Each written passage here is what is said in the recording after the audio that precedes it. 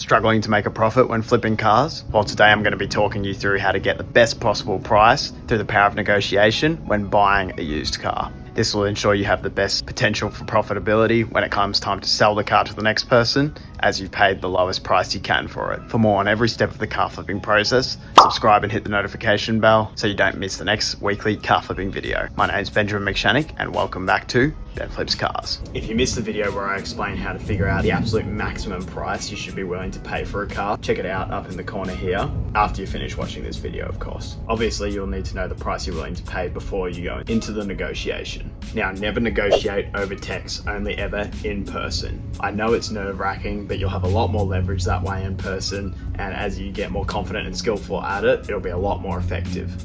Don't get emotional, don't feel like you need the car. There will always be other deals out there. Take cash to the deal, assuming it's a deal for under $5,000. If it's over $5,000, bring a cash deposit. Having more than $5,000 in cash can obviously be a bit dangerous.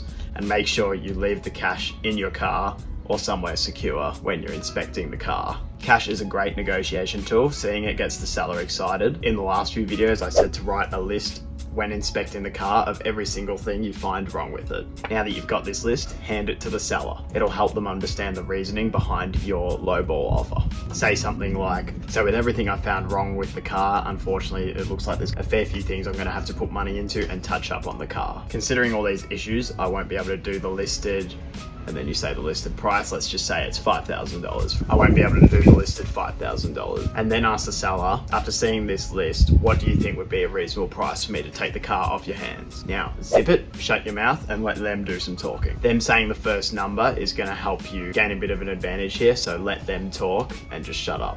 Let them do some of the work for you by stating the first lower number. Some of them are just going to stick with the listed price, and that's okay. You can move on from there. Let me know any other sales or negotiation tips you have down in the comments below. If you want to see the full A to Z process I use for flipping cars, I'm going to pop this playlist up in the corner here. Check it out after you finish watching this video, or link is in the description. Now, they're probably still going to say a number higher than what you're willing to pay for, so this is what you say from there. Okay, that's still a little high for me, but I do have, and then you say the number $500 to $1,000 below what you're willing to pay to allow for that negotiation room. So let's say you're willing to pay $4,000. You're going to say, okay, that's still a little high for me, but I do have $3,500 with me right now in cash that I'm willing to pay you. I know it's probably not what you want to hear, but ultimately I'll be taking a risk with buying this car, as there could be a few more issues hiding within it that we don't know about.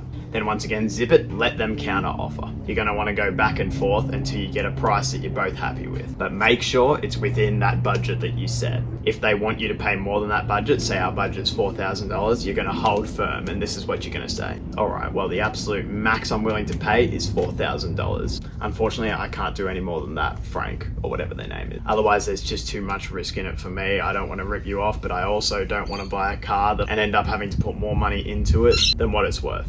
My offer stands at $4,000. I've got the cash right here with me. You'll never have to look at the car again. All you got to do is say yes and stick your hand out to shake their hand. This seems pretty pushy, but it'll show that you're really serious, you're ready to make the deal. And some of the time, they'll shake your hand right there. $4,000 and your problem becomes mine. Now, in some of my other videos, I've said when inspecting a used car, 9 out of 10 times, you're going to be walking away. And that's true, not just because of problems with the cars, but also sometimes because the seller's just not going to give you the price that you want within your budget. And that's okay, just hold firm and walk away. Otherwise, it puts your profitability at risk when doing the car flip. Sometimes once the seller sees you're serious about walking away, then they'll come down on the price even further because they just want to get rid of the thing. And there's some sort of saying in sales, like if you're not willing to walk away from the table, then you have no leverage.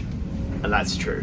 Now, assuming a price is agreed upon, make sure you go through all the relevant paperwork, take your time with it, make sure everything's done right. You don't need it causing you any headaches further down the line, especially when you want to sell it again to the next person. Here in Victoria, you need a roadworthy certificate to register a car in your name, so the seller will have to provide that to you. That's their responsibility. It has to be less than 30 days old, that roadworthy certificate. As the buyer, it's your responsibility to pay the transfer fees and the stamp duty fee to complete that transfer of registration process. If you're buying the car unregistered, then there's a receipt of vehicle transfer form that you can print from the Vic Roads website. All of this is in the Vic Roads website, by the way, and that'll do the trick. Of course, the Vic Roads website is just for here in Victoria and Australia. In other states, it's going to be a slightly different process to transfer the registration into your name, and in other parts of the world it will also be different, but plenty of resources out there showing you how to get the car into your name. And it's fairly straightforward most of the time. If you have any questions, drop them in a comment below. Please hit the like button to help me out with the algorithm, and subscribe so you don't miss the next weekly car flipping video. My name's Benjamin McShannock, and thank you for watching Ben Flips Cars.